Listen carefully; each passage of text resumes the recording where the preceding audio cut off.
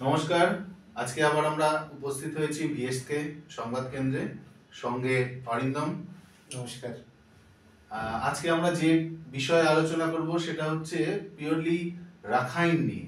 এখন সকলের কাছে একটা মানে খুব উৎসাহের বিষয় বা কৌতূহলের বিষয় যে এই রাখাইন যে আর্মির আগ্রাসন বাংলাদেশের দিক থেকে বা যেটা এখন তাদের যে ভূমিকা রয়েছে বাংলাদেশের, তো সেই বিষয়ে আমরা আজকে আলোচনা করব।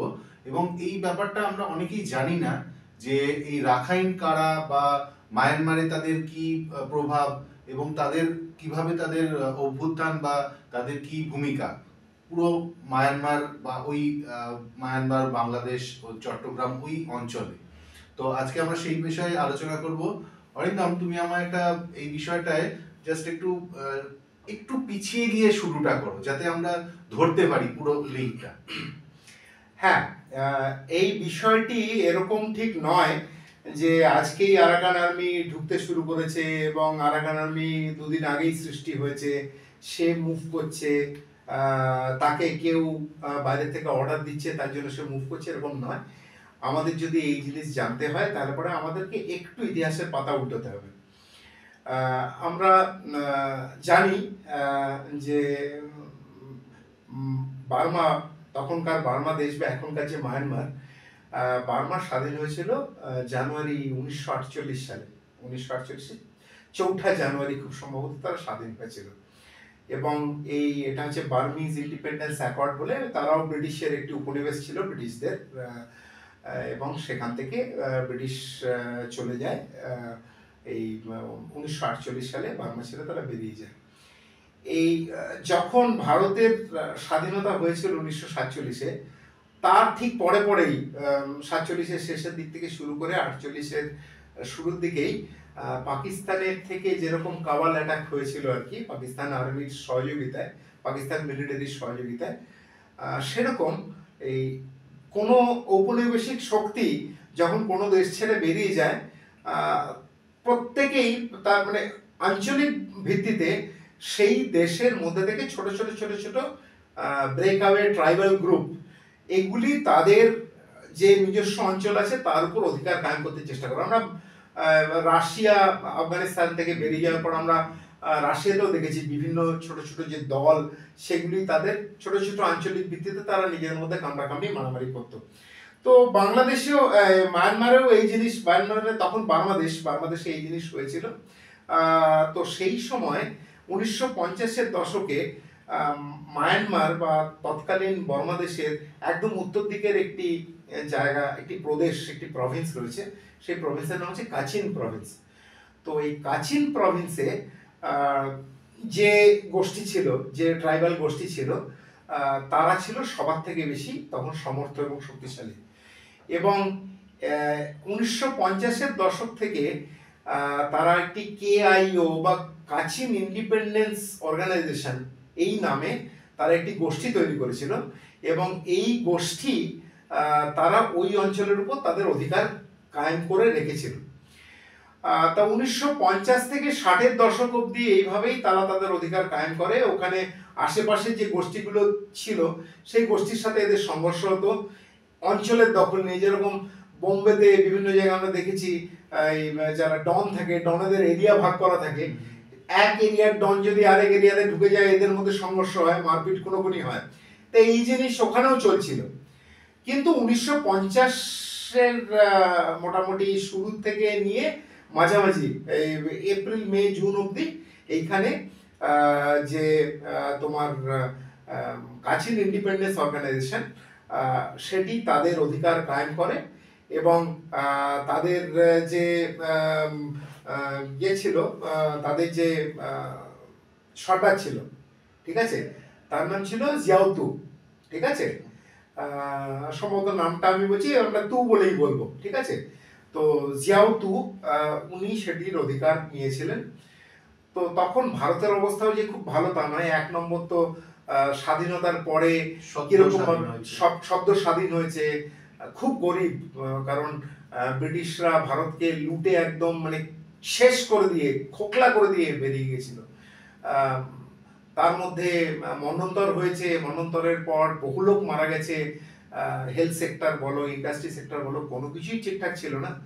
তো তার মধ্যেই আমাদের যে প্রথম প্রধানমন্ত্রী জওহরলাল নেহেরু, উনার কিছু কিছু এই রাজনীতিতে ভুলভ্রান্তি এবং চালের জন্য আমাদের সাথে এই 46-47-47-48-এর পাকিস্তানের সাথে যে কনফ্লিক্ট হয়েছে, সেটার পর আমরা চীনের সাথেও একটা যুদ্ধ লড়ে নিয়েছি 62 সালে, এবং ভারতের শোচনীয়ভাবে পরাজয় হয়েছে। তো ঠিক এই সময় 62-63 সালে এই চীনের সাথে এই আমাদের যে ভয়ঙ্কর পরাজয় হয়েছিল, এটার পর এই যে কাচিন ইন্ডিপেন্ডেন্স অর্গানাইজেশন, তার যে অধিনায়ক, তার যে লিডার এই উনি কিন্তু ভারতের কাছে উনি এসেছিলেন। উনি ভারতের কাছে একটি প্রস্তাব নিয়ে এসেছিলেন। উনি বলেছিলেন যে তোমরা আমাদেরকে অস্ত্র দিয়ে সাহায্য করো, তোমরা আমাদেরকে ডিপ্লোম্যাটিক ট্রেনিং বা এগুলো দিয়ে সাহায্য করো, আমরা তাহলে পরে তোমাদেরকে সাহায্য করতে পারবো বলে, উল্টো সাহায্য করতে পারবো বলে আমরা আশা রাখি। তখন তাকে ভারতের তরফ থেকে প্রশ্ন করা হয়েছিল, তোমাদেরকে তো আমরা সাহায্য করলাম, কিন্তু আমরা তার উত্তরে তার বিপরীত তার প্রতিদানে কি পাবো?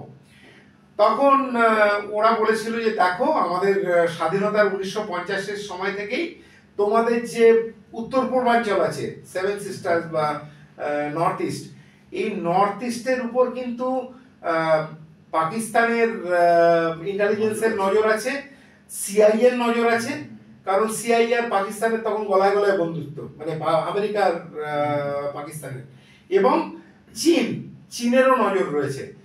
তো তারা তোমাদের উত্তর পূর্বাঞ্চলকে অশান্ত করতে চাইছে। তুমি যদি আমাকে এই সাহায্যগুলি করো, যে সাহায্য আমি চাইছি, তার প্রতিদানে আমি তোমাকে ওদের ওখানে কি মুভমেন্ট চলছে, ওরা কিরকম ভাবে তোমাদের উত্তর পূর্বাঞ্চলকে অশান্ত করতে চাইছে, এই ব্যাপারে আমরা ইন্টেলিজেন্স এবং যত রকম এই মানে জমিতে নেমে সাহায্য যত রকম করা সম্ভব, যেটা যেটা তুমি আমার কাছ থেকে চাও সেটা করবো।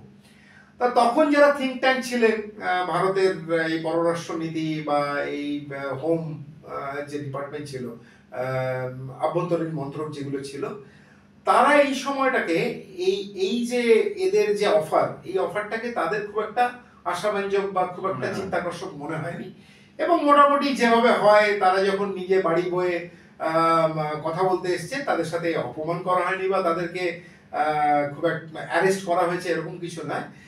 এই মিটিংটি হয়েছিল ইটানগরে, ঠিক আছে, অরুণাচল প্রদেশের রাজধানী ইটানগরে হয়েছিল। তো সেখান থেকে তারা ব্যর্থ মনোরথ হয়ে তারা ফিরে যায়, এবং ফিরে যাওয়ার সময় যে ইন্টেলিজেন্স ব্রাঞ্চের ভারতের তরফ থেকে যারা এই ব্যাপারটা ব্রোকিংটা করছিলেন, ডিল ব্রোকিং করার সময় তারা কয়েকদিন ভবিষ্যতে আমরা মানে নেহেরু যে মন্ত্রক আছে, মন্ত্রককে কিরকম ভাবে রিপোর্ট করব, তার জন্য অরুণাচল প্রদেশের একটি শহর, সেই শহরে কিছুদিনের জন্য তারা রয়ে যায় স্ট্র্যাটেজি করবার জন্য।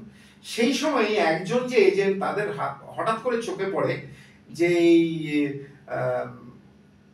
আরাকান না, ভুল বললাম, কাচিন ইন্ডিপেন্ডেন্স অর্গানাইজেশন, তাদের যে গ্রুপের একজন মেম্বার, সে একজন আমেরিকানের সাথে সে কথাবার্তা চালাচ্ছে বা সে মিটিং ফিক্স করছে। তখন এটা নিয়ে তাদের মনে হয় যে এই ব্যাপারে আমাদের কিছুটা তদন্ত করা উচিত। তদন্ত করতে গিয়ে ধরা পড়ে যে সেই যে শ্বেতাঙ্গ, যার সাথে আরাকান তোমার এই যে কাচিনের কেআইওর যে মিটিং চলছিল, তার যে মিটিং চলছিল, সেই যে ভদ্রলোক, সেই ভদ্রলোক হচ্ছেন তৎকালীন আমেরিকান যে তোমার দূতাবাস রয়েছে, দূতাবাসের যে মিলিটারি বিভাগের যে প্রধান, তার সেক্রেটারি বা অ্যাটাশে বলা হয়, অ্যাটাশে হচ্ছেন এই ব্যক্তি, এবং তাকে ইন্টেলিজেন্স ব্রাঞ্চের যে টিম মেম্বার ছিল সে চিনে ফেলে। এবার তাকে প্রশ্ন করা হয়, তোমাদের এখানে কি ইন্টারেস্ট? সে তখন বলে, হাত তুলে বলে, না না, আমি তো কিছু না, আমি এরকম আমার যে বস আছেন তাদের কিছু আমি মেসেজ আছে, এদের জন্য আমি দিতে এসেছি। তবে যাই হোক, তাকে জেরা করার ফলে এই উল্টো দিকে যার সাথে কথা বলছিল তাকে গ্রেপ্তার করা হয়, এবং এই ভদ্রলোক ওখান থেকে পরিমরি করে আবার দূতাবাসে ফিরে আসে। তো সেখানেই তারা যে হাত বাড়িয়েছিল, সেই সাহায্যের হাত আমরা শক্তভাবে ধরার বদলে আমরা তাদেরকে ওখান থেকে বলতে গেলে পরে প্রত্যাখ্যান করে, ঘাট ধাক্কা দিয়ে আমরা তাদেরকে বার করে দিই। কারণ তার আরেকটা কারণ ছিল, তখন পাকিস্তান আবার 65 যুদ্ধের একটা ফ্রন্ট খুলে দিয়েছে।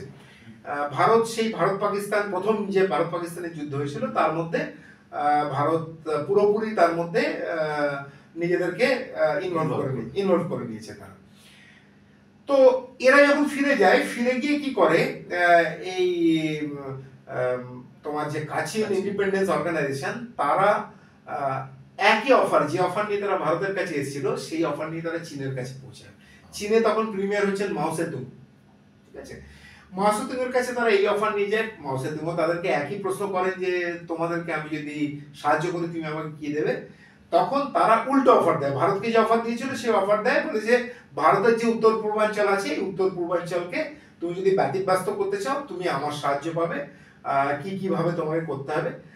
তো মাও সেতুং রাজনৈতিকভাবে অত্যন্ত পরিপক্ক মগজের উনি অধিকারী ছিলেন।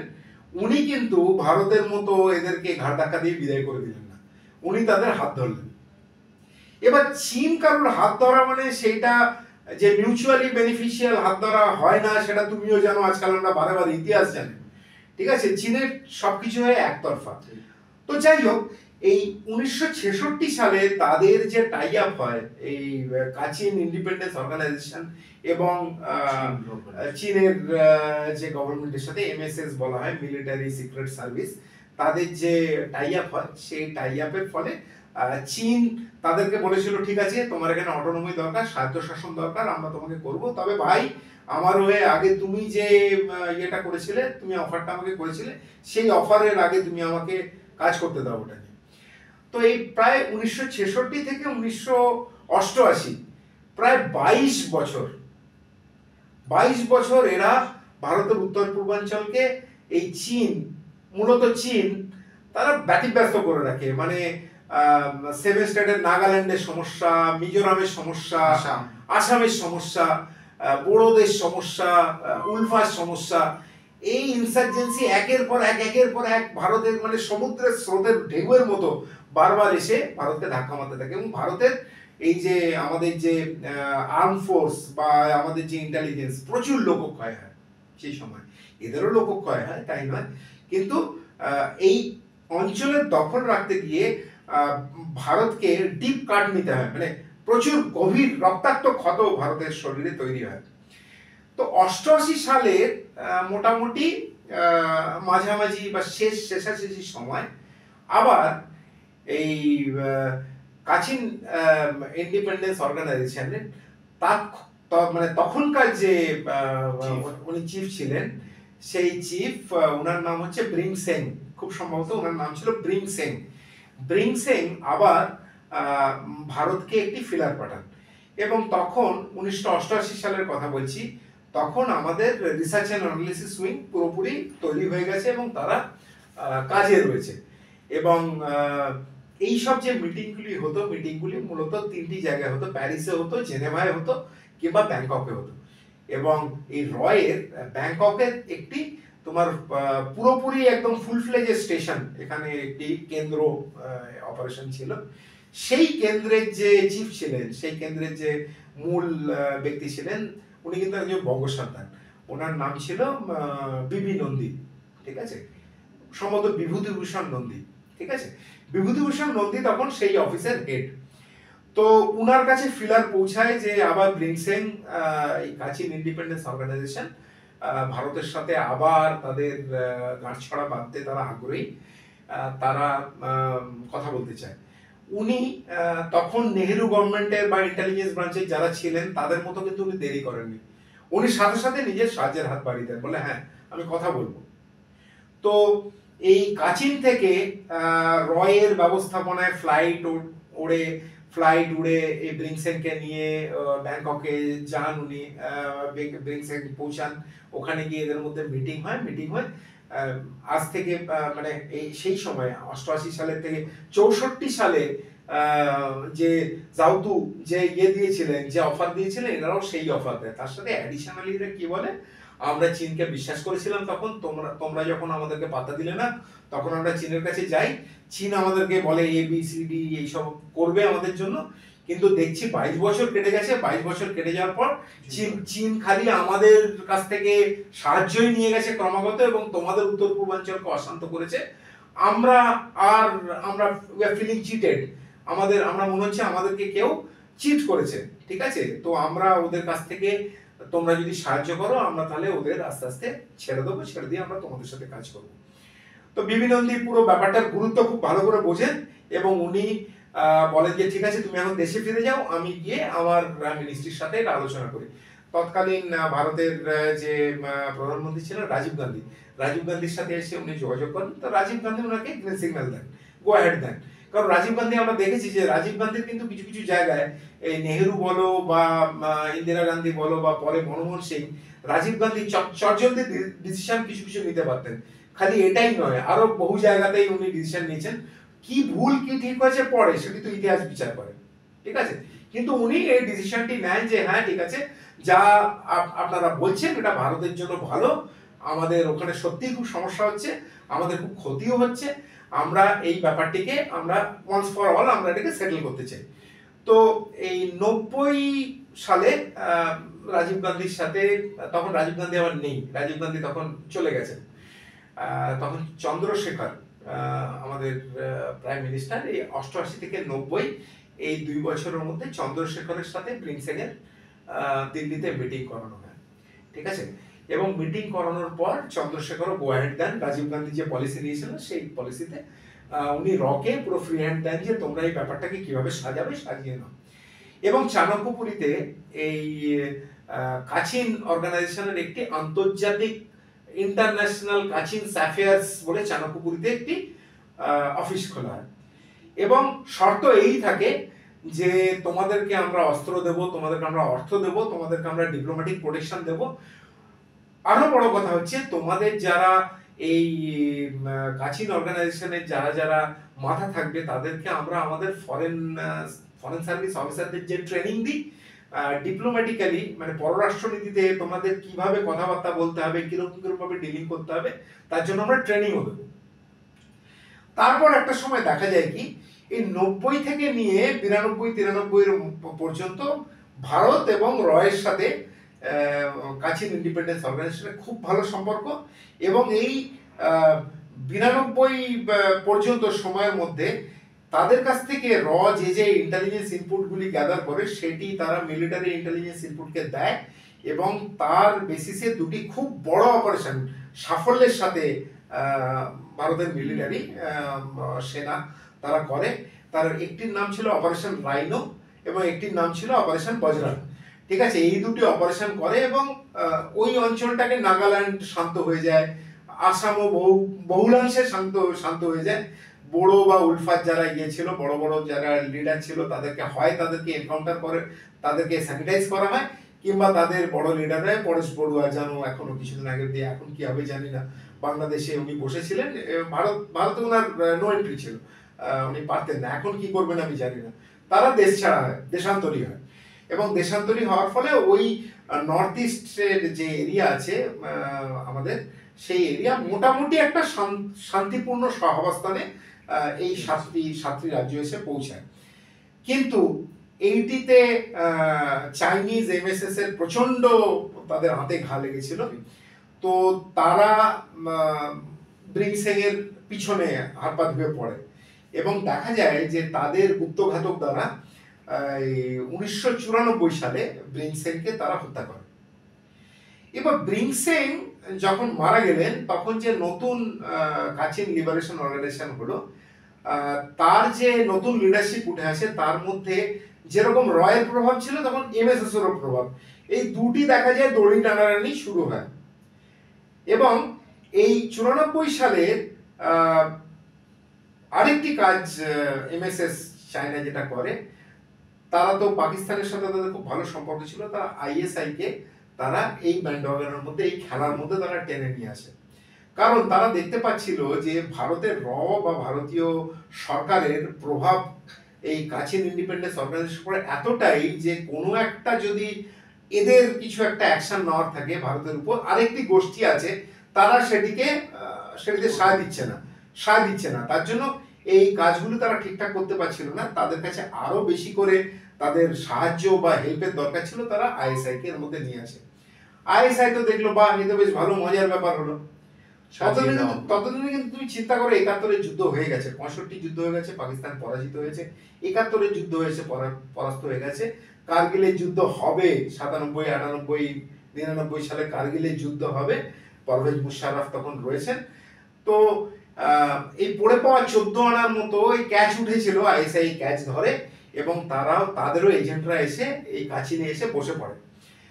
তো চায়না এখানে তার একটি কূটবুদ্ধি ব্যবহার করে, তারা বলে যে দেখো আমরা তো এখানটা সামলিয়ে নিচ্ছি, আমরা নর্থ ইস্টে দেখে নেবো যা যা করো, ঠিক আছে, তোমরা এক কাজ করো, তোমরা মায়ানমারের দক্ষিণ দিকে যে রাখাইন প্রদেশ আছে, আরাকান প্রদেশ আছে, ওইখানে গিয়ে তোমরা তোমাদের কাজ শুরু করো, কারণ ওইখানে কারা রয়েছে, ওখানে রয়েছে রোহিঙ্গা, ঠিক আছে, ওখানে রোহিঙ্গা গোষ্ঠী রয়েছে, রোহিঙ্গা গোষ্ঠীর মধ্যে পেটের জ্বালা, অপরাধ প্রবণ, তাদের পেটের জ্বালা সবসময় রয়েছে, কাজে লাগানো, তাদের শিক্ষা নেই, ঠিক আছে, তাদের বংশবৃদ্ধির হার অত্যন্ত বেশি, 8 জন 10 জন করে প্রত্যেক পরিবারে তাদের সন্তান সন্ততি হয়, যাদেরকে 72 হুর তারা পেয়ে যায়, তারা তো পেয়েই গেল, কিন্তু যে কটি আসে তারা একদম ভীষণ উগ্র এবং ভীষণ রকম তারা জঙ্গি মনোভাবাপন্ন হয়। তো এদের ব্রেন ওয়াশ করা খুব সোজা। তো সেখানে আইএসআই খুব ক্লোজলি কাজ করতে শুরু করে এবং তখন আইএসআইয়ের আরেকটি প্রচন্ড অ্যাডভান্টেজের ব্যাপার ছিল যে তখন এখানে খালেদা জিয়া এবং জামাতের সরকার চলছে বাংলাদেশে।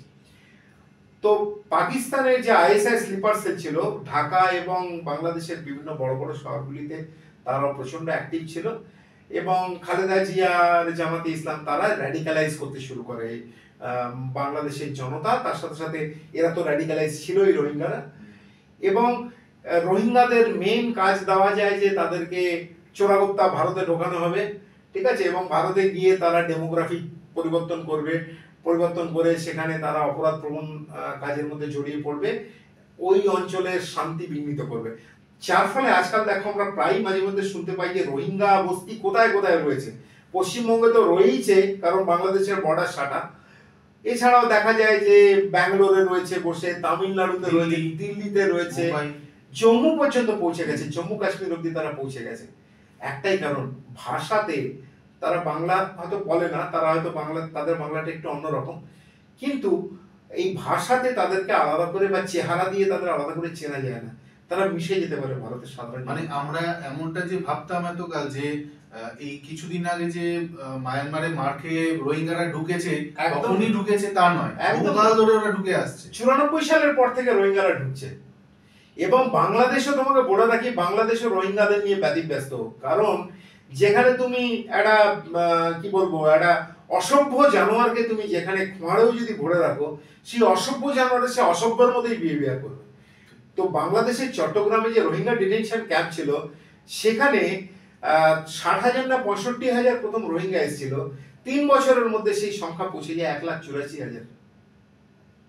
জনবিস্ফোরণ। এমনিতেও বাংলাদেশে তো জিডিপি খুব বড় নয়, খুব বেশি নয়, তাদেরও জায়গা সীমিত, তাদের খাওয়া দাওয়া সীমিত, এবং তারা বাংলাদেশের জন্য একটা real problem in the head যেটা বলা হয়। রোহিঙ্গারা ওখানেও প্রচুর উৎপাদ, এরা হচ্ছে জন্তু, এরা জানোয়ার, ঠিক আছে, এই জানোয়ারদের তুমি যে রাক্ষস, এদেরকে তুমি যেখানে রাখবে সেখানেই এরা অস্থিরতা তৈরি করবে, অশান্তি তৈরি করবে। তবে এটি তুমি একদম ঠিক বলেছ, এটি 94-90-এর দশক থেকে এই খুব সিস্টেমেটিক্যালি আইএসআই রোহিঙ্গাদেরকে যে ভারতের মধ্যে পুশ করা, এই পুশ করা এদের চালু হয়ে গেছে। এরা ডাকাতি করছে, এরা গিয়ে তোমার রাজমিস্ত্রির জোগাড়ে কাজ করছে, আমাদের এখানকার যে কর্মসংস্থান সেই কর্মসংস্থানকে সংকুচিত করছে।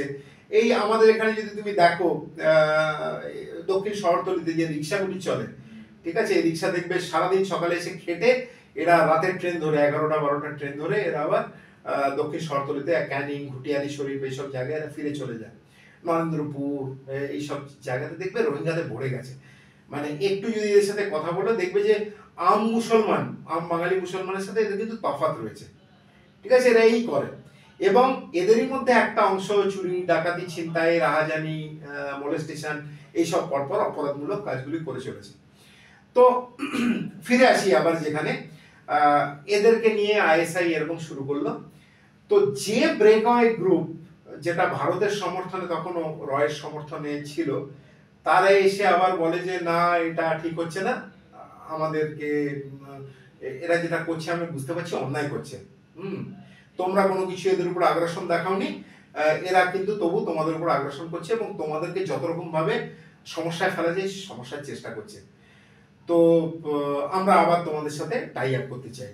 হ্যাঁ, তখন ভারতেরও তখন এই অবস্থার এই বহুবিধ জায়গা থেকে এরকম ভাবে ঝামেলায় পড়তে পড়তে ভারতও এটিকে দুহাত ভরে লুফে নেয়। কারণ এই দেখা যাচ্ছিল যে ব্রিংসেন এর সময় থেকে অন্তত 94 সাল অব্দি, ব্রিংসেন এর মৃত্যুর আগে অব্দি কিন্তু এই কাচিন অর্গানাইজেশনটি, কাচিন ইন্টারন্যাশনাল অর্গানাইজেশন বা কেআইও, তারা কিন্তু পুরোপুরি ভারতের সাথে রয়ের সাথে হাত মিলিয়ে মিলিয়ে কাজ করেছিল এবং তাদের যে ইন্টেলিজেন্স সেটি গ্যাদার করার পর সেখানে কিন্তু ভারতের সেনার প্রচুর সাফল্য হয়েছিল উত্তর পূর্বাঞ্চলে। তো ভারত আবার লুফে নেয়, লুফে নিয়ে বলা হয় যে ঠিক আছে তোমরা এক কাজ করো, তোমরা দুভাগে বিভক্ত, ঠিক আছে, কাচিন ইন্ডিপেন্ডেন্স অর্গানাইজেশনের দুটো হেড করো, একটা কাচিনে থাকবে, আরেকটাকে যেখানে আইএসআই উৎপাত করছে সেইখানে তোমরা আরাকান প্রদেশে রাখাইনে তোমরা যাও, রাখাইনে গিয়ে তোমরা ওই অঞ্চলে খালি যে হাতে হাতে লড়াই করবে তা নয়, তোমরা পলিটিক্যালি, ঠিক আছে, তোমরা রাজনৈতিকভাবে ওই অঞ্চলের সাথে নিজেকে সম্পৃক্ত করো। এটাতে কি হবে, তোমরা এক কাজ করো, তোমরা পৃথক রাখাইন প্রদেশের তোমরা একটা দাবি তুলতে শুরু করো এবং তোমরা জনগণের ডোর টু ডোর গিয়ে এখানে বলতে থাকো যে আমাদের পৃথক রাখাইন প্রদেশ চাই। এবার ততদিনে উত্তর দিকে আবার পট পরিবর্তন হয়েছে। আইএসআইও যখন ঠিকঠাক করে চায়না ভাবলো যে কাজ করতে পারছে না, তখন তারা জুন্টা সরকার, তাদের পুতুল সরকার জুন্টা সরকারকে তৈরি করলো, মিলিটারি, ঠিক আছে, মিলিটারি সরকার। এবং এই যে কাচিন অর্গানাইজেশনের ব্রেকওয়ে গ্রুপ এখানে এবং রাখাইন প্রদেশে, কাচিনে এবং রাখাইন প্রদেশে, সেদিক দিয়ে দেখতে গেলে সমগ্র বার্মায় এদের সাথে রক্তক্ষয়ী সংগ্রাম শুরু হয়ে যায়, মার কাট চলছে, যেরকম আফগানিস্তানে হতো। আফগানিস্তানে তালিবান ছিল, তালিবানের এই নর্দার্ন যে গোষ্ঠী ছিল, যেরকম মারপিট হতো, খুনোখুনি, রোজ দেখা যাচ্ছে যে 20-50 করে লাশ পড়ছে দুই পক্ষেরই, রক্তক্ষয়ী সংগ্রাম এবং পুরো বার্মার অবস্থা খারাপ হয়ে গেল। বার্মাতেও আগে কিন্তু খুব ভালো চাল হতো, কাঠ হতো, মানে পুরোনো দিনের যদি দ্বিতীয় বিশ্বযুদ্ধের সময়কার আমরা যদি যদি পড়ি, আমরা দেখতে পাবো যে এখানে কাঠ শিল্প এবং চাল, এগুলো কিন্তু কিছু কিছু জায়গায় বার্মাতে চা তৈরি হয়, খুব ভালো কোয়ালিটির চা পাওয়া যায়। তো এই জিনিসগুলো তারা কিন্তু কিছু কিছু তারা শিল্প করতো। এই লড়াইতে জড়িয়ে পড়ে গোষ্ঠীগুলির সিভিল ওয়ার, পুরোপুরি এই সিভিল ওয়ারে পড়ে তাদের একদম সর্বনাশ হয়ে গেল।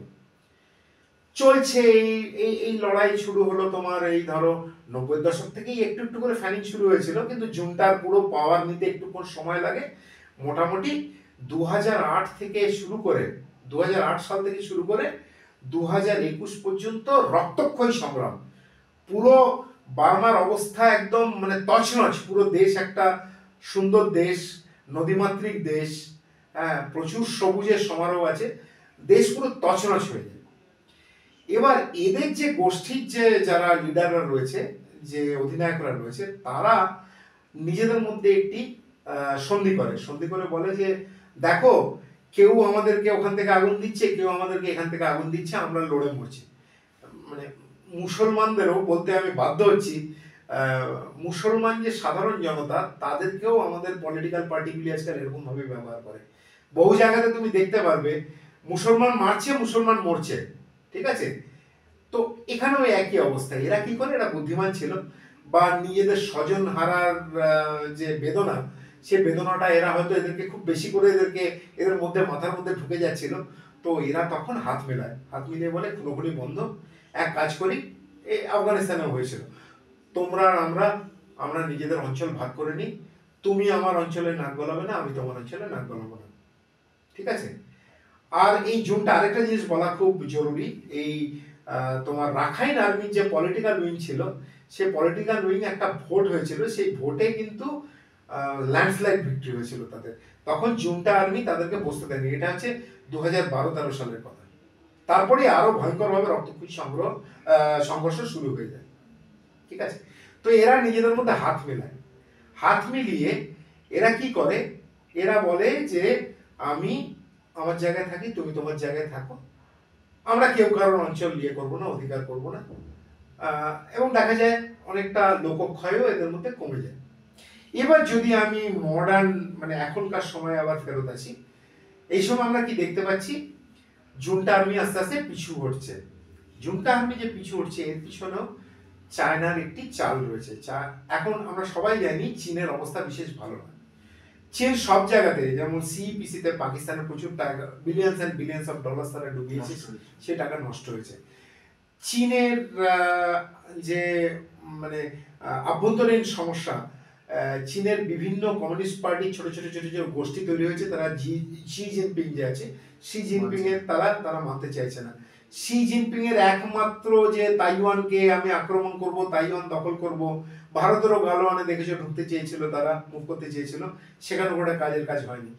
তো চাইনিজ কমিউনিস্ট পার্টি কিন্তু শি জিনপিং এর সাথে এই ব্যাপার নিয়ে প্রচন্ড, তাদের বলতে পারো যে ঝামেলা লেগেছে, গোষ্ঠীদ্বন্দ্ব তাদের মধ্যে শুরু হয়েছে। এবং কিছু কিছু জায়গায় দেখা যাচ্ছে চাইনিজ কমিউনিস্ট পলিট ব্যুরোর যে মেম্বার, কিছু কিছু তারা শি জিনপিং যেগুলো করতে চাইছেন সেগুলোকে মানতে চাইছেন। শি জিনপিং তো আবার নিজের ডিগ্রি এনে নিজেকে আমৃত্যু তিনি ওখানকার প্রিমিয়ার হয়ে থাকবেন বলে করেছিলেন, এটিকেও মানতে চাইছে না।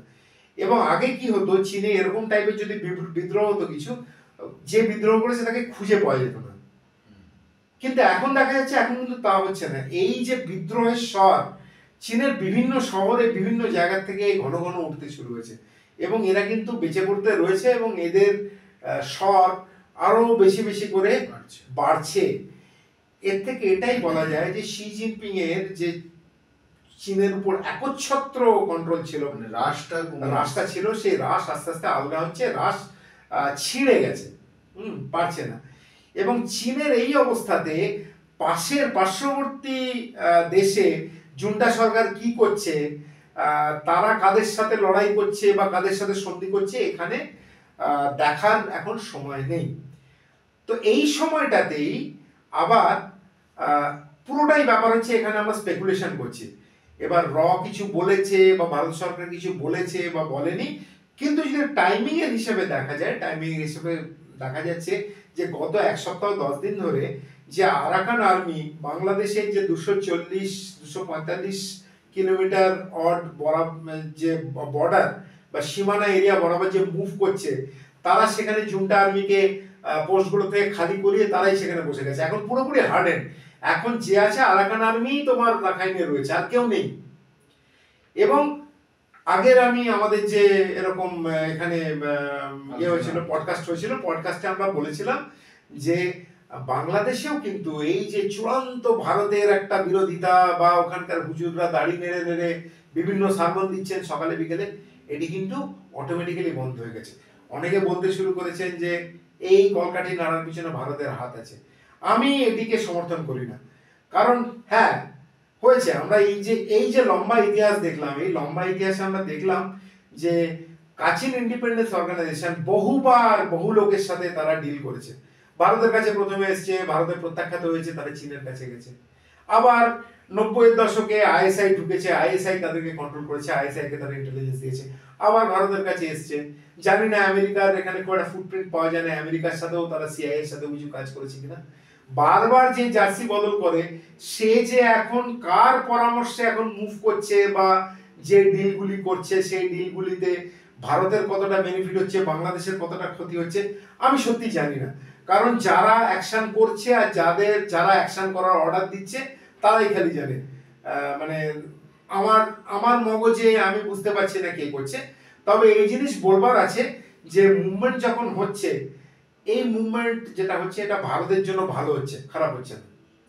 কারণ এই যে বাকি অন্যান্য আমাদের যে বাংলাদেশ ইন্ডিয়ার পশ্চিমবঙ্গের দিকের বর্ডারে দেখছিলাম আমরা বাইরাক্তার TB2 ড্রোন ওড়াচ্ছে, তারা 12টি মাত্র ড্রোন এনেছে। হ্যাঁ, তাদেরকে এক একটিকে জমি ধরাতে ভারতের কাছে যে হেরন বা অন্যান্য প্রযুক্তি রয়েছে, বা সিম্পলি পিনাকা বা আকাশ দিয়ে ফায়ার করে নামিয়ে দিতে মনে হয় 3 সেকেন্ড করে সময় লাগবে।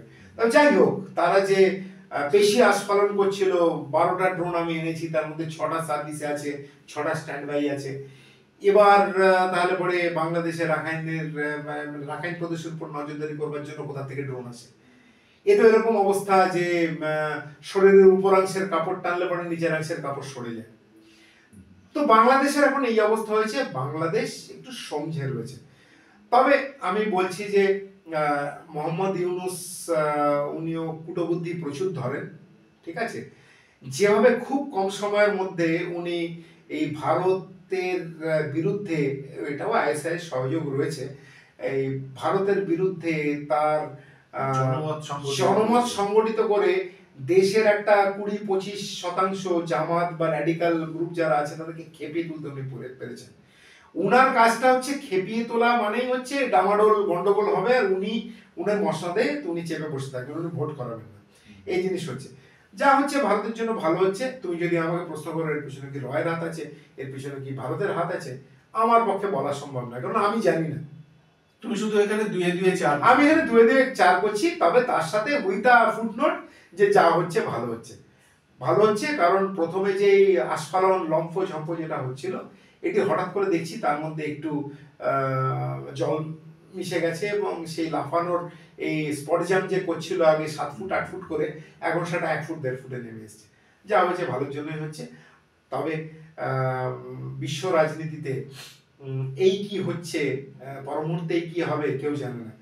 আমাদেরকে সতর্ক থাকতে হবে, আমাদেরকে এর উপর নজর রাখতে হবে। আমরা খালি অ্যানালিসিস করতে পারি, আমরা অ্যানালিসিস করে বলতে পারি যে এটা হলে পরে ভারতের জন্য ভালো বা এটা হলে পরে ভারতের জন্য খারাপ। এখন যা হচ্ছে ভালো হচ্ছে, তবে 2-3 মাস সময় না যাওয়া অবধি বা 20 জানুয়ারি পার না হওয়া পর্যন্ত তোমার আরাকান আর্মি কিভাবে মুভ করবে, তারা পিছিয়ে যাবে কিনা, নাকি এই পজিশনে বসে থাকবে, নাকি তারা বাংলাদেশের সাথে সরাসরি সংঘর্ষে নামবে। আরেকটি এখানে জিনিস বলার আছে, এই যে বর্ডার পার হয়ে গিয়ে আর রোহিঙ্গা ক্যাম্পে গিয়ে রোহিঙ্গাদের ধরে আনছে, বাংলাদেশের আর্মি কিন্তু নিশ্চুপ, চুপ, মিলিটারি চুপ বসে রয়েছে। তাদের কোনো এখানে তাদের হেলদোল নেই, ভূমিকা নেই, তারাও জন্মাচ্ছে। কারণ যখন যদি সরকার এখন পরিবর্তন হয়, তখন তো ওদের পিঠের চামড়া গোটানোর কি হবে না হবে কেউ বলতে পারছে না। তো এখন এই অবস্থা চলছে, খুবই ইন্টারেস্টিং কি হচ্ছে না হচ্ছে। এটি আমার মতো লোক যারা আমরা বিশ্ব রাজনীতি নিয়ে চর্চা করতে ভালোবাসি, আমাদের জন্য অনেক রকম এখন খাবার, প্লেট ভর্তি খাবার। সিরিয়াতে কি হচ্ছে, ওদিকে ইসরায়েল কি করছে, এদিকে রাশিয়া ইউক্রেনের কি হচ্ছে, America itself is a subject. হ্যাঁ, আমেরিকাতে কি হচ্ছে কি না হচ্ছে, খুবই ইন্টারেস্টিং সময়। এবং এই ইন্টারেস্টিং সময় আগামী 2-3 মাস তো আরো চলবে বলেই মনে হয়। আজকে আমরা যে গল্পটা শুনলাম পুরো একদম রোমহর্ষক যাকে বলে, যে কোনো মানে এই ধরনের সিনেমা যেগুলো হয় তার থেকে কোনো অংশে কম নয়। তো আগামী দিনে এরকম আরো কিছু একটা এক্সপেক্ট করবো তোমার থেকে, এরকম কোনো একটা গল্প যেটা সিনেমা দেখছি বলে মনে হবে, পুরো চোখের সামনে সিনেমার মতন ভেসে উঠবে। না, আমাদেরকে একটা জিনিসই ভাবতে হবে। আমি সবাইকে, যারা আমাদের দর্শক আছেন, দর্শকদেরকে বলবো যে মনে আছে গতদিন আমাদের যে পডকাস্ট হয়েছিল, বাংলাদেশে পডকাস্ট করেছিলাম, সেখানে আমরা বলেছিলাম যে এই ফুটবল ম্যাচের মতো প্রথমার্ধে কি হয়েছে দ্বিতীয়ার্ধে বোঝা যাবে না। তো ধৈর্য হারাবেন না, একদম ফাইনাল বাঁশি না বাজা অবধি কিছু গেস করার নেই, যা খুশি তাই হতে পারে, মানে কখন কি হচ্ছে না হচ্ছে। এবং আমাদের তো আমাদের অল্প বুদ্ধিতে আমরা যদি এইটুকু বুঝতে পারি, যেখানে মানে অজিত ডোভাল, জয়শঙ্কর, মোদিজি ওনাদের মতো মাথাগুলি যেখানে বসে রয়েছে, তার সাথে পুরো এই এবং ইন্টেলিজেন্স ব্রাঞ্চ, ফরেন অফিস, তাদের মাথাগুলি যখন এক হচ্ছে, তারা ওই দাবা খেলার মতো, কার্লসেন, বিশ্বনাথন আনন্দ যখন দাবার চাল দেন, একটা চাল কি পড়ছে তার অন্তত 10টা চাল তার আগে কি হতে পারে সেটা ওনারা ভেবে রাখেন। আমাদের থেকে বিশ্বাস রাখুন, আমাদের থেকে ওনারা অনেক ভালো পারেন। হ্যাঁ, তাই অল্পতেই আপনারা উৎসাহ হারাবেন না, বা মানে একদম আপনাদের জোশ হারিয়ে মনে হবে যে এই শেষ হয়ে গেল সব। এই শেষ হয় না, একদম জলে ডুবে ছুঁচোবাজি দেখেছেন, জলের মধ্যে ঢুকে আবার বেরিয়ে আসে, এখানে জিওপলিটিক্স হচ্ছে সেরকম। এইটুকু বলেই আমি শেষ করতে চাই। ওকে, ঠিক আছে আজকে যে বিষয়ে আমরা আলোচনা করলাম সেটা আমি আগেই বললাম যে কোনো একটা এই ধরনের সিনেমার গল্পের মতন লাগলো আমার। পুরো মন্ত্রমুগ্ধের মতন শুনছিলাম এবং সিনেমার স্কোপের মতন ভাবছিলাম কি হচ্ছে কিভাবে কি হবে। যাই হোক, এরকম কোনো একটা আরো রোমহর্ষক কিছু একটা এক্সপেক্ট করবো নেক্সট আমাদের পডকাস্টে। নিশ্চয়ই নিশ্চয়ই ততদিনের জন্য নমস্কার, নমস্কার, ধন্যবাদ। সবাই ভালো থাকবেন।